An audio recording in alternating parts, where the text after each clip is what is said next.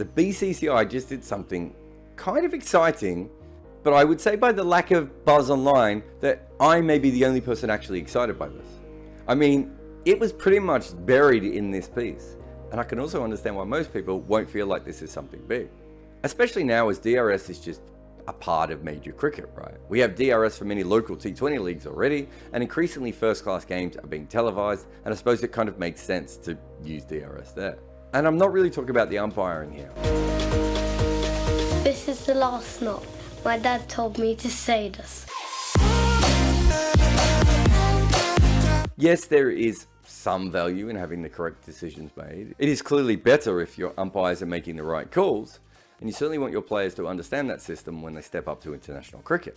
Also, we know that DRS helps train umpires, so that can only be a bonus. And if you're a player, no one wants to lose a big chance in their career because an umpire missed a blatant inside edge.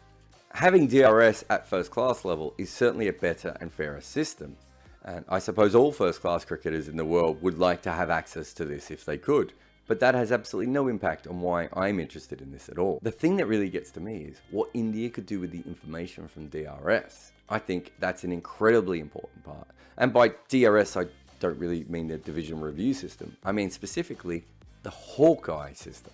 So far when they have used DRS and Ranji Trophy, it's not always had that Hawkeye-like technology, but that entire system was haphazard and at best half-hearted. And if they are to do this properly, and they certainly have the money to be able to do that without any problems at all, then they would need the Hawkeye element to it. LinkedIn is part of my online writing course because there are so many cricketers and coaches that are on there. But even outside of that, me and a fellow journalist used to play a game with LinkedIn where we tried to guess what job a former Shield player may have based on their playing style. Surprisingly, we were often wrong. You, however, can use LinkedIn for far more important reasons, like creating a job post in minutes. Add the hashtag hiring and off you go. You can try screening questions to find people with the right skills and experiences, because if you're a small business, well, LinkedIn is a large pond. So don't use this terrific platform to see what Graham Vimpani is up to since he's 100 against the West Indies. Instead, visit linkedin.com/Inca, as in Inca, the back half of my podcast, Red Inca, and you can post a job ad for free. Terms and conditions do apply.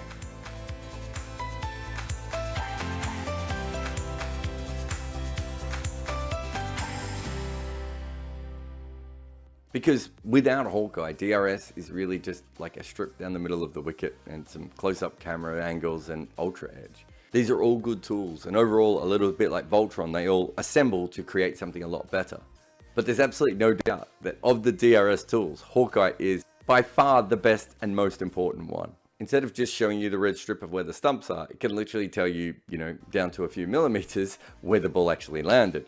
That's before you even get to all the many predictive elements there. But outside of umpiring, what Hawkeye really does is allow for just incredible next level analysis. It gives you the speed of your bowlers, but you can do that with a speed gun. Well, what you can't do is work out if this is a bowler that after the ball pitches, whether they lose less speed than other bowlers would bowling at a similar pace. It also lets you know the release heights of bowlers and which bowlers get more or less bounce than others. You can track all the sideways movement and work out the difference between seam and swing, and it gives you incredible information about the pitch that the players are working with. It allows you to see how much a spinner turns it, and also if they vary their crease position. And we also know a lot more about the batters because we know exactly what ball is coming down and what the likelihood of that ball would usually dismiss a player is. This is essentially what England uses, and it's what CricViz is based on. It's probably cricket's first major step towards working out what is happening on the field. And of course it started as a bit of a novelty TV item before becoming part of the playing conditions of the game. But the information that you can find out from tracking that ball is absolutely like nothing else we've ever been able to find in cricket. And that knowledge can be used for analysis, selection, and player development. So imagine knowing this much about your entire nation's first-class setup, especially if no one else did. Of course, India doesn't just have a strange history with DRS, but also with Hawkeye Data. As I understand it, even people who've paid for the rights for Hawkeye Data can't use the stuff from Indian home games publicly. However, until recently, you could actually find all that data on the BCCI website if you knew how to hack into it. Himanesh made his big Akshar Patel piece off the back of that, And certainly there have been lots of great analysts coming through from the IPL who've taught us about slower balls and pitch maps and all this sort of information. Sadly though, the more that all of us started using it, the quicker it was taken offline. But when you look at the Indian cricket team, the last time I checked in with them, it didn't feel like they were really using the Hawkeye data in the same way as England and many of the IPL teams are. That may change with Rahul Dravid, who I know is very interested in the use of that level of data in especially red ball cricket.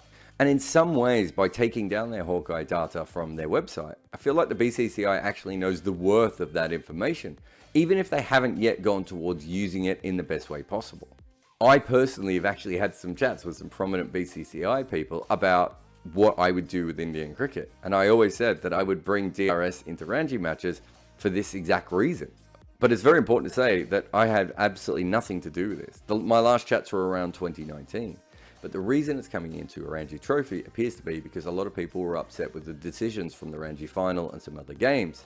In fact, people were upset that it just wasn't used for the Ranji final. And considering the BCCI's money, I think that's a very fair criticism. And while I don't want to downplay the umpiring side of this, the real thing is getting your hands on all that Hawkeye data.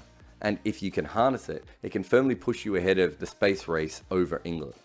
I honestly don't think that Australia or England could afford to do Hawkeye for their first class games at the moment. I have heard that some cheaper technology is coming through the system, so that might change things.